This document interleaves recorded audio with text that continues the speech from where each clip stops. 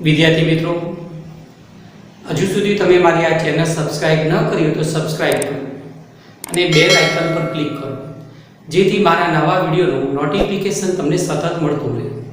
અને જો તમને આ વિડિયો પસંદ આવે તો લાઈક કરી અને વધુને વધુ વિદ્યાર્થીને તમે શેર કરો। આજે આપણે 7મા નંબરનો પાઠ ચલાવીશું પ્રત્યાવર્તી પ્રવાહ।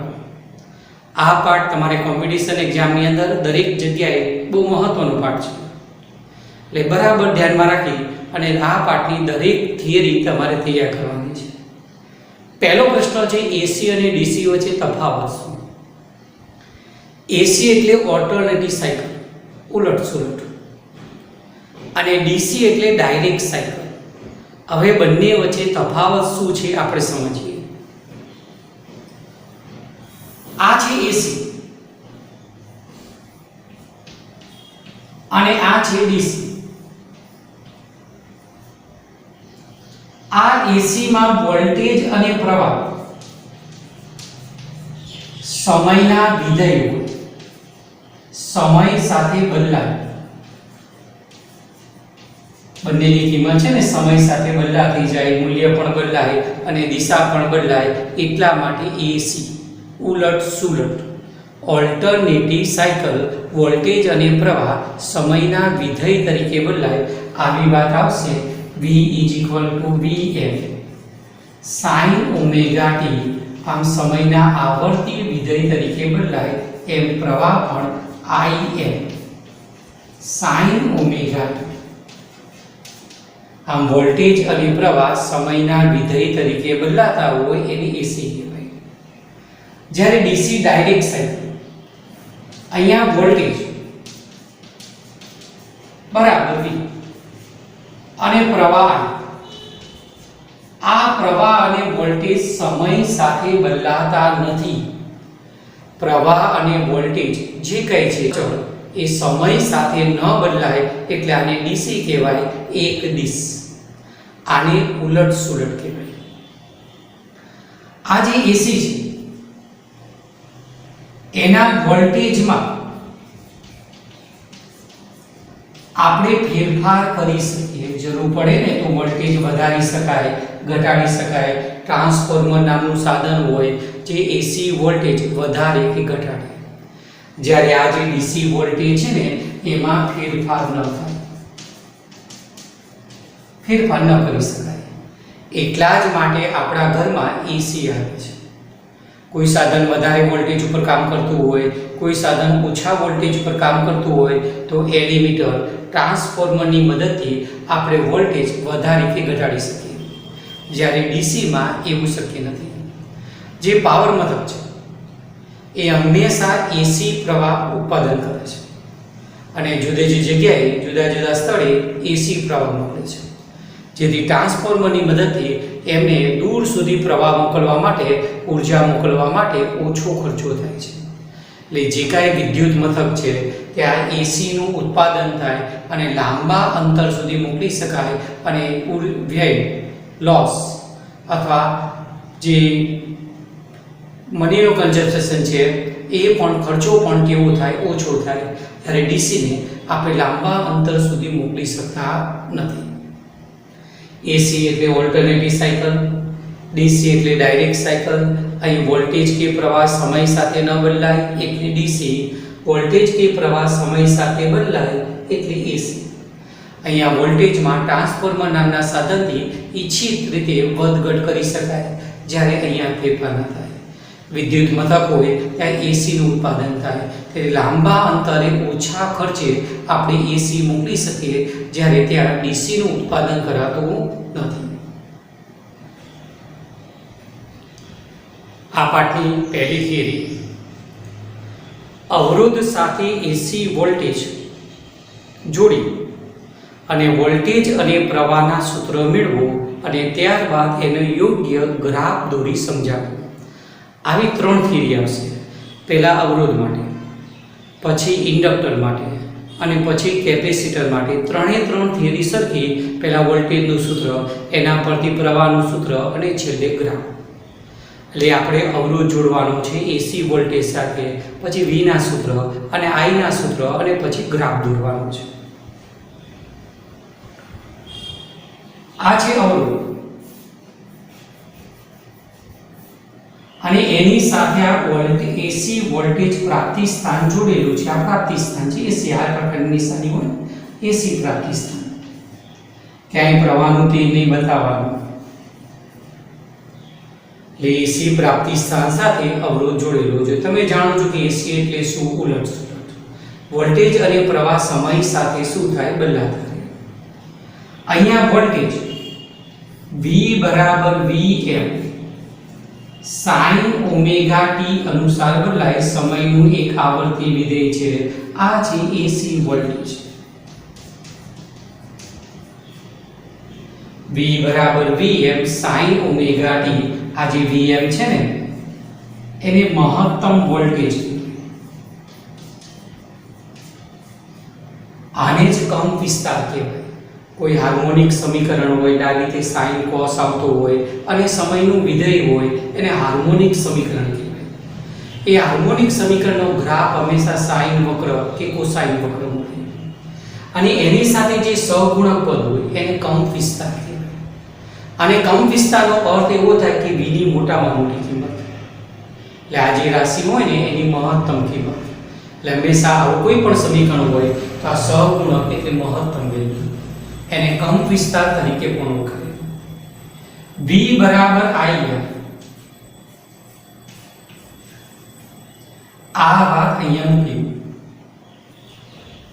તો V બરાબર IR વાળું પદ ઉપર મૂકી દીધું તો IR બરાબર લખાશે Vm sin omega t. I small પણ કરી શકાય. તો I બરાબર Vm upon R sin omega t. આ જે Vm upon R છે એની જગ્યાએ લખાય Im. Vm upon R બરાબર મહત્તમ પ્રવાહ Im. Im એટલે મહત્તમ પ્રવાહ. આ વાત AC અને DC માટે સમાન છે. મહત્તમ વોલ્ટેજ ભાગ્યા અવરોધ, મહત્તમ પ્રવાહ. આ કોઈ નવું સૂત્ર નથી, ઓહમનો નિયમ જ છે. પ્રવાહ બરાબર શું લખાય? વોલ્ટેજ ભાગ્યા અવરોધ. તો આ પ્રવાહનું સૂત્ર, AC પ્રવાહનું સૂત્ર I બરાબર Im sin ઓમેગા t. આમ આ પણ સમયનું એક આવર્તી વિધેય છે અને આ પદ છે ને કળા બતાવે. આ જે ખૂણો છે ને એ કળા બતાવે. તમે જોઈ શકો છો કે વોલ્ટેજની કળા ઓમેગા t, પ્રવાહની કળા પણ ઓમેગા t. તેથી આ પ્રકારના પરિપથમાં વોલ્ટેજ અને પ્રવાહ વચ્ચે કળા તફાવત નથી. ઘણા બધા વિદ્યાર્થીઓનો પ્રશ્ન થાય કે આ કળા તફાવત એટલે શું? માનો કે આ બે દોલક પરિપથ છે અને એક સાથે મધ્યમાન સ્થાને છે. માનો કે પાણી ભરેલું હોય અને આ બે લાકડી છે એમ સમજી લો. આ બંને મધ્યમાન સ્થાને છે. એક સાથે ગતિપથના ધન છેડે જાય છે, ફરીથી મધ્યમાન સ્થાને, ફરીથી પાણીની સપાટીને ટચ થાય, પાણી પર તરંગ ઉત્પન્ન થાય. તેથી આ દોલક કહેવાય જે તરંગ ઉત્સર્જિત કરે છે. હવે બંને એક સાથે દોલન કરે છે, બંને એક સાથે મહત્તમ સ્થાને, મધ્યમાન સ્થાને. તેથી આ બંને વચ્ચે જે તરંગ ઉત્પન્ન થાય ને એની વચ્ચે કળા તફાવત જીવ. પણ આ મધ્યમાન સ્થાને હોય એ સમયે આ ગતિપથના ધન છેડે હોય. આ ધન છેડે આવે ત્યારે આ મહત્તમ સ્થાને આવે, આ નીચે આવે ત્યારે મધ્યમાન સ્થાને આવે. સતત આ રીતે દોલન થતા રહે. તો અહીંયા જે તરંગ ઉત્પન્ન થાય એ બંને વચ્ચે કળા તફાવત કેટલો? π/2. કેમ કે એક મધ્યમાન સ્થાને, એક ગતિપથના ધન છેડે, તેથી ડિફરન્ટ કેટલું થયું? π/2. એમ આ વોલ્ટેજ અને પ્રવાહ પણ એક સમયના વિધેય છે. જો V મહત્તમ ત્યારે I પણ મહત્તમ, V 0 ત્યારે I પણ 0, તો બંને વચ્ચે કળા તફાવત છે. પણ માનો કે એક કિંમત મહત્તમ હોય ત્યારે બીજી 0 હોય, તો બંને વચ્ચે કળા તફાવત π/2. આવો કોઈ કળા તફાવત આવે. અથવા જો અન્ય વેલ્યુ હોય તો એ અલગ પ્રકારનો કળા તફાવત આવે. તેથી પરિપથમાં કયો ઘટક જોડેલો છે એ પ્રમાણે વોલ્ટેજ અને પ્રવાહ વચ્ચે કળા તફાવત આવે. DC ની અંદર આવો કોઈ કળા તફાવત ના આવે. કેમ? એ તો વોલ્ટેજ અને પ્રવાહ સમયના કોઈ વિધેય જ નથી, સમય સાથે બદલાતા જ નથી. V અને I, V ચલે છે, I જ હોય. તેથી V વધે તો I એ વધે, V મહત્તમ તો I પણ મહત્તમ. ત્યાં તો વધઘટ જેવું હોય જ નહીં. v અચળ, i અચળ, તેથી બંને વચ્ચે કડા તફાવત 0, જ્યારે અહીંયા કેવું હોય કિંમત વધઘટ થતી હોય. એટલા માટે AC ની અંદર v અને i વચ્ચે શું મળે? કડા તફાવત મળે. પણ પરિપથમાં કયો ઘટક જોડેલો છે? એ પ્રમાણે કડા તફાવત વોલ્ટેજ અને પ્રવાહ વચ્ચે મળે. જો અવરોધ જોડેલો હોય ને તો વોલ્ટેજ અને પ્રવાહ વચ્ચે કડા તફાવત 0, વોલ્ટેજની કડા ઓમેગા t, પ્રવાહની કડા ઓમેગા t, બંનેની કડા સમાન છે, તેથી v અને i વચ્ચે કડા તફાવત 0. કયા પરિપથમાં? ફક્ત અવરોધવાળા પરિપથમાં. એમ પરિપથ બદલાય તો v અને i વચ્ચે AC ની અંદર કડા તફાવત મળે, DC માં ના હોય. હવે આપણે ગ્રાફ દોરવાનો છે. ગ્રાફ છે વોલ્ટેજ, પ્રવાહ વિરુદ્ધ કડા તફાવત ઓમેગા t નો ગ્રાફ છે. જો હવે આ સમીકરણમાં સાઈન લખેલું છે ને, તેથી ગ્રાફ આપણે સામે અહીંયાથી સ્ટાર્ટ કરીશું.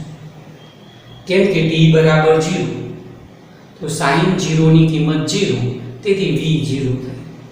જો અહીંયા cos લખેલું હોત તો ગ્રાફ અહીંયા પીક વેલ્યુથી સ્ટાર્ટ થાય. બંને સમયના આવર્તી વિધેય કહેવાય. sin હોય cos હોય એનો કોઈ ફરક નથી પડતો. આ તો એનું વિધેય બતાવે છે કે આની કિંમત સમય સાથે કેવી રીતે ફેરફાર થાય એ બતાવે. તેથી sin છે, તેથી ગ્રાફ અહીંયાથી સ્ટાર્ટ કરીશું. તો આ વોલ્ટેજનો ગ્રાફ, એમાં આ મહત્તમ કિંમત, આ પ્રવાહનો ગ્રાફ. ખાલી સમજાય ને એટલા માટે ડોટ લાઈન દોરું છું. આ મહત્તમ પ્રવાહ, આ મહત્તમ વોલ્ટેજ. બંને એક સાથે 0 છે, બંને એક સાથે મહત્તમ થાય છે, બંને એક સાથે 0 થાય છે, મતલબ બંને વચ્ચે કડા તફાવત કેટલું? 0 છે. આ ફક્ત અવરોધવાળા પરિપથમાં વોલ્ટેજ અને પ્રવાહ સમાન કડામાં કડા તફાવત કેવું? 0. હંમેશા પ્રવાહનો ગ્રાફ થોડોક નાનો હોય વોલ્ટેજ કરતાં. કેમ કે ઓહમના નિયમ અનુસાર પ્રવાહ બરાબર શું લખાય? વોલ્ટેજ ભાગ્યા અવરોધ.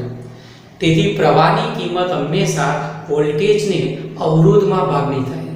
તેથી પ્રવાહનો ગ્રાફ થોડો વોલ્ટેજ કરતાં થોડોક નીચે મળે. આ ધ્યાનમાં રાખવાનું.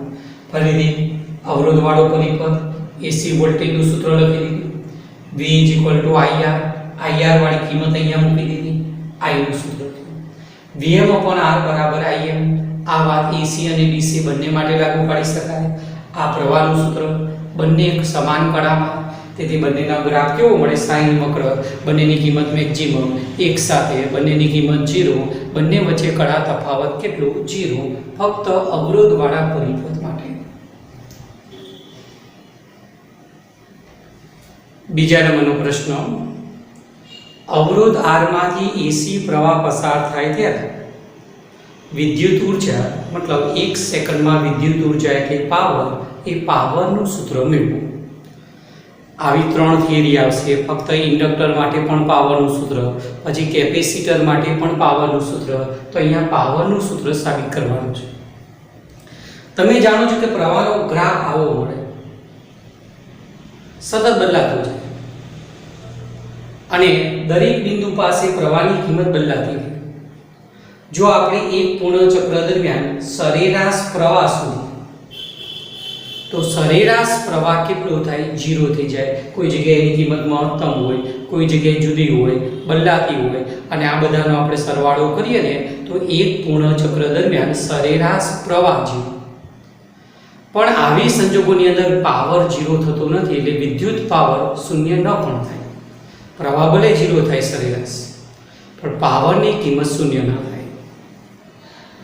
તો તાત્કાલિક પાવર બરાબર P = I²R. આ પ્રકારનું આપણી પાસે સૂત્ર છે. તાત્કાલિક પાવરનું આ સૂત્ર આપણી પાસે છે.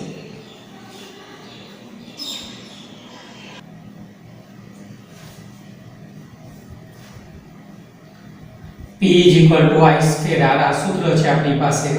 હવે એક પૂર્ણ ચક્ર દરમિયાન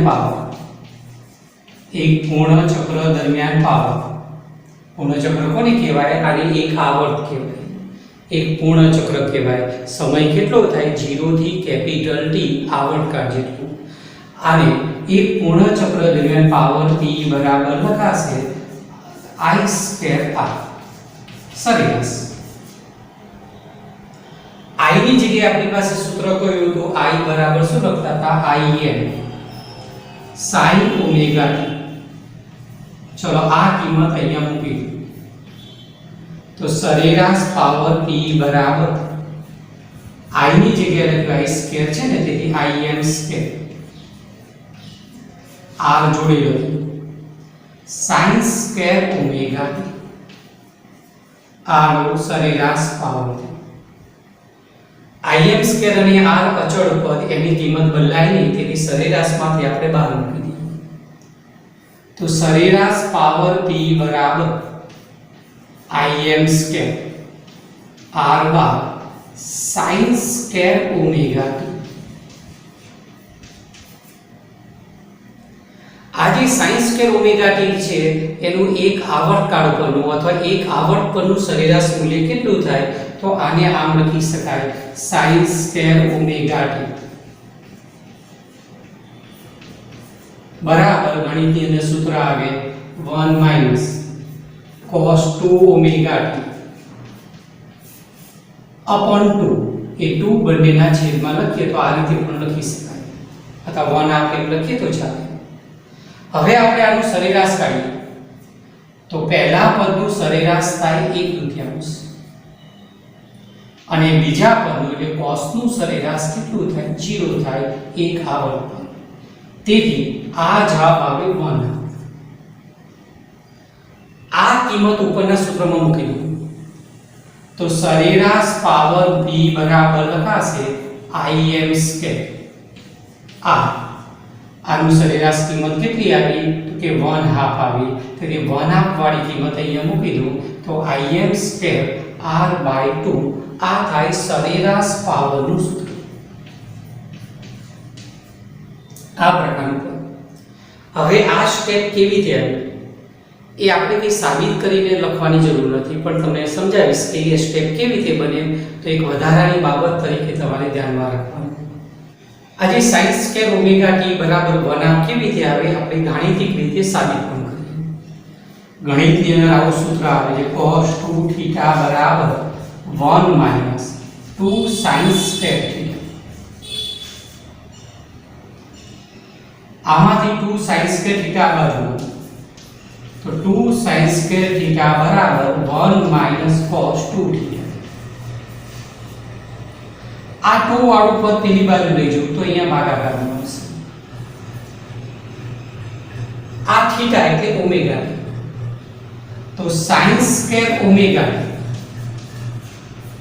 બરાબર લખાય 1 - cos 2 ઓમેગા t upon 2. હવે આ પદ અહીંયા મૂકી દઈએ અને સરેરાશ લાવીએ અને 1/2 જવાબ આવવો જોઈએ. તો sin² ઓમેગા t બરાબર સરેરાશ 1 - cos 2 ઓમેગા t. આ 2 છે ને બંનેના છેદમાં મૂકી દો. આ 2 આના છેદમાં મૂકી દો. હવે આનું સંકલન કરીએ કે એક પૂર્ણ ચક્ર એટલે આવર્તકાળ જેટલો સમય, તો આનું સરેરાશ મૂલ્ય આવર્તકાળ પરનું 0 થી t 1/2 dt.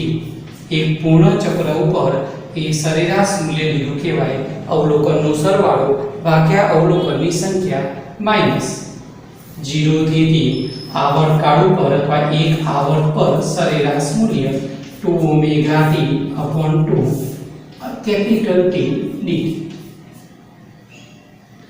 આ 1/2 અચળ પદ સંકલનની બહાર મૂકી દો.